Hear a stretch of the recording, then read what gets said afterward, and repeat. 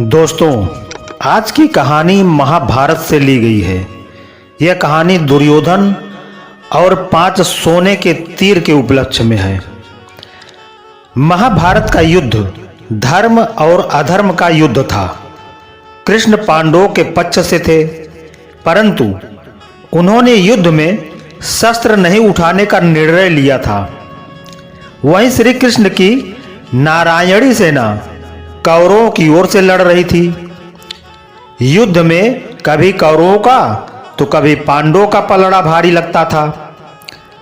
महाभारत के युद्ध में कुरुक्षेत्र की रणभूमि पर श्री कृष्ण ने प्रत्यक्ष रूप से शस्त्र नहीं उठाए, लेकिन अर्जुन का सारथी बनकर श्री कृष्ण युद्ध भूमि में अर्जुन का मार्गदर्शन करते रहे।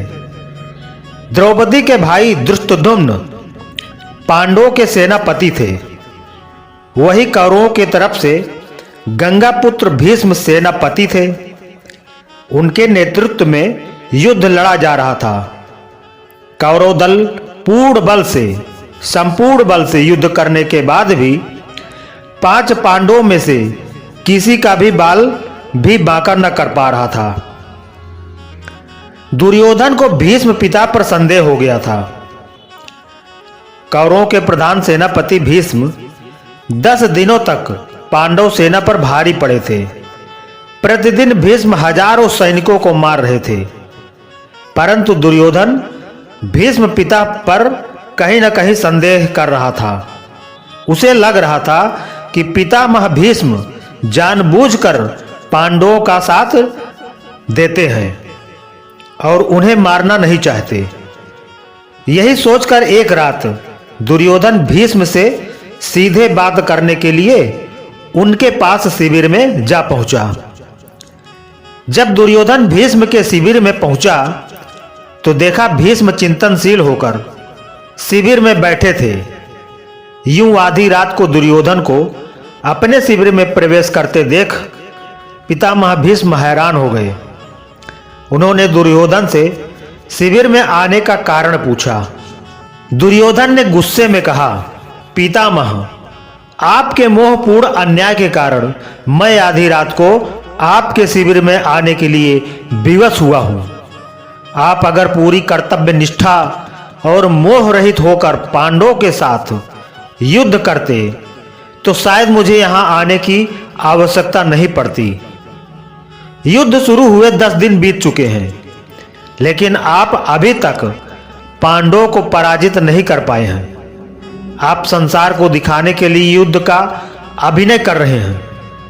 आपको आज भी पांडवों से अति प्रेम करते हैं और आप मेरा सेनापति होते हुए भी पांडवों को युद्ध जीतते देखना चाहते हैं। अपने बारे में दुर्योधन के मुख से ऐसी बात सुनकर पितामह भीष्म बहुत दुखी हो गए। दुर्योधन के मुख से कटु वचन सुनकर भीष्म ने दुर्योधन से पूछा, तुम क्या चाहते हो पुत्र दुर्योधन? दुर्योधन ने कहा, पांडवों की मृत्यु और इसके लिए आपको अपनी दिव्य शक्तियों का प्रयोग करना होगा। पितामह भीष्म ने अपनी शस्त्र विद्या का प्रयोग करते हुए सोने के 5 अचूक तीर निकाले और इसे अभिमंत्रित करके बोले, दुर्योधन, तुम व्यर्थ में संदेह करते हो। इन बाणों से कोई नहीं बच सकता। कल का दिन युद्ध का अंतिम दिन होगा। एक ही दिन में 5 पांडवों को इन बाणों से समाप्त कर दूंगा। फिर पांडवों के मरते हुए युद्ध का परिणाम तुम्हारे पक्ष में होगा। पितामह भीष्म की बात सुनकर दुर्योधन प्रसन्न हुआ, लेकिन अगले ही क्षण उसके मन में पितामह भीष्म के प्रति संदेह उत्पन्न हो गया। कपटी दुर्योधन भीष्म की बातों को सुनकर प्रसन्न तो हुआ, परंतु अब दुर्योधन को भीष्म की बातों में भी छल कपट दिखने लगा। दुर्योधन ने भीष्म से कहा, पितामह, आपकी योजना बहुत अच्छी है, किंतु मुझे फिर भी संदेह हो रहा है कि आप इतनी जल्दी और आसानी से पांडवों को मारेंगे। हो सकता है आप मोह बस या प्रेम बस उन्हें न मार पाए। अतः आप इन बाणों को मुझे दे दें, मैं युद्ध भूमि में आपको ये 5 बाण दूंगा और आपको आपके कर्तव्य की याद दिलाऊंगा। तब आप पांडवों का वध मेरे सामने कीजिएगा। दुर्योधन की बात सुनकर पितामह भीष्म ने 5 अभिमंत्रित बाण दुर्योधन को दे दिए। दुर्योधन अपनी संभावित जीत पर बहुत खुश था। वह बाण लेकर अपने शिविर में चला गया। भीष्म के शिविर के पास पहरा दे रहे पांडवों के एक गुप्तचर ने सारी बातें सुन ली। उसने महाराज युधिष्ठिर को आकर सोने के बाण के बारे में सूचना दी। तब भगवान श्री कृष्ण भी वहीं थे। युधिष्ठिर ने भगवान श्री कृष्ण से कहा, हे गोविंद, पितामह के इन तीरों के प्रतिकार हम कैसे करें?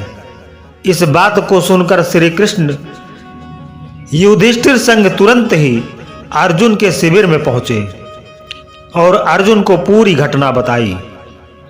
श्री कृष्ण ने अर्जुन से कहा कि पार्थ, तुम्हें दुर्योधन से उन 5 बाणों को मांगना होगा। श्री कृष्ण की बात सुनकर अर्जुन ने अचंभित होकर पूछा, दुर्योधन, भला वो तीर मुझे क्यों देगा? तब श्री कृष्ण ने अर्जुन को स्मरण दिलाया कि एक बार अर्जुन ने दुर्योधन को यक्ष और गंधर्वों के हमले से बचाया था। तब दुर्योधन ने प्रसन्न होकर अर्जुन से कहा था कि वो कोई भी कीमती चीज दुर्योधन से मांग सकता है। उस दिन अर्जुन ने बात को टालते हुए दुर्योधन से कुछ नहीं मांगा था। अब वो समय आ गया है। अर्जुन को श्री कृष्ण की बात सुनकर सब स्मरण आ गया। युधिष्ठिर की आज्ञा से अर्जुन दुर्योधन के शिविर में पहुंचे। दुर्योधन अचानक अर्जुन को अपने शिविर में देखकर सशंकित हुआ, परंतु अपनी शंका को छुपाते हुए जोर जोर से हंसते हुए दुर्योधन ने अर्जुन से कहा, आओ अर्जुन आओ, क्षमा मांगने आए हो क्या? तुम्हारे प्रिय पितामह ने जो तुम्हारी सेना के साथ किया उससे भयभीत हो क्या?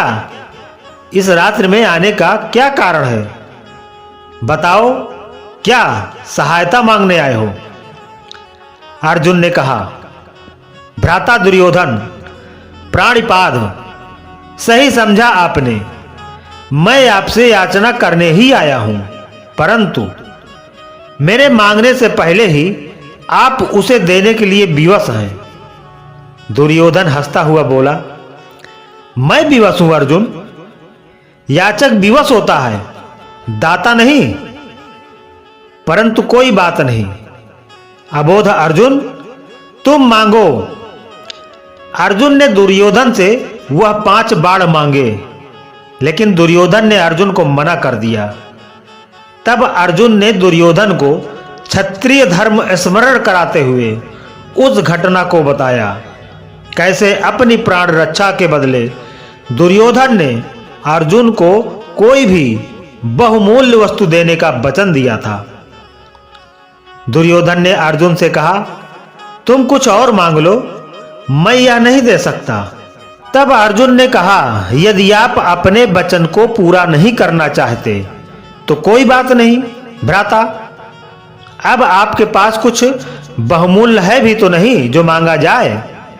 सामर्थ्य के अभाव में आपको पितामह के बाणों की आवश्यकता भी है।